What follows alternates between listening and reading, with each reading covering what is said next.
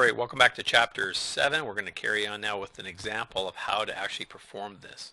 So if you have a look at the in-class exercise, Chapter 7, we're going to take a look at the test score.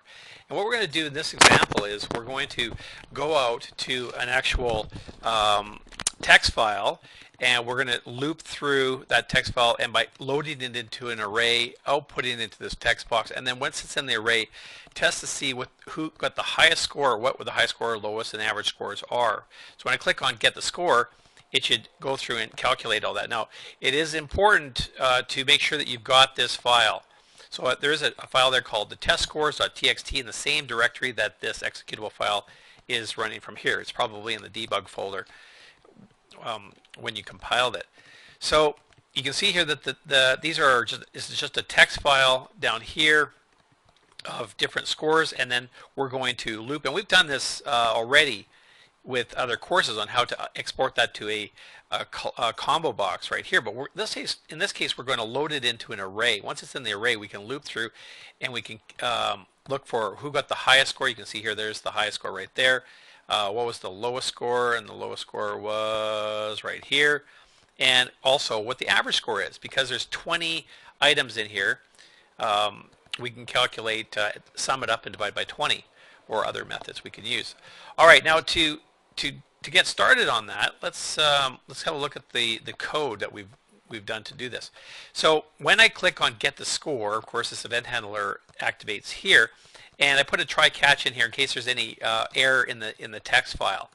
So we know that the size of the file is 20, so I'm going to set my constant here to 20 and create an array right here for the test scores to absorb all 20 scores. Now I use the word subscript here because that's what we call the actual index of that array, or the subscript of that element of that array. We're going to create a variable here to keep track of the high score, the low score, and the average score as well. Let's go in there, clean out the box, and then let's go in and do the stream reader. Now I put both of these lines together this time, so that we're going to read from a file, and we're going to create an object in the memory. The variable name I'm giving it is called the input file, and we're going to tether it up onto the stack there by opening up the text file. And that's that text file that we had in the same probably debug folder called testscores.txt, and we've done this lots. Now let's loop through that entire file, and this should look familiar as long as you're not at the end of that file, and that the subscript, which is starting off at 0, is less than how long is that particular array. All right, so that or the number of scores, I should say, in this case. How long is it in there? So it is an array, and we're going to do the length. Now I could put in here, of course, I could just put in 20, or I could put in size. They would both work, but I think that this one here is probably the better way to handle it, by taking the array, using the property here called length. All right, so once we've done that, we can look at the actual variable for our array, and we're going to use that subscript, so 0, and that's going to equal to whatever that first line is in the text file that we had. We're going to parse it into an integer value and stick it into the integer placement of this this array, and then we'll just increase the subscript and we'll repeat until we're at the bottom. So this line is basically going to load up the array from the text file.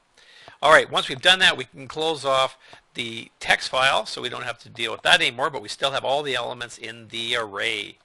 All right, so now that's in the array, we're going to loop through that, and we're going to loop through it, and we're going to add basically each value from the array, and we're going to put it in as an item in the list box. So that's where we're going to loop through the entire array, and we're going to output it back into this box over here. And we're going to use this for each method to do that. And I guess I could have put brackets in here because that's going to only perform this one line for 20 times to do the output of that. All right, so from there, what I'm going to do is I'm going to take this right here. This is a method that I'm setting up called what is the highest score, and I'm going to pass the entire array as an argument into my new method. We've been talking about that in the last video. So we want to pass that entire method right here into the video. Or sorry, I'm going to go to the next video here.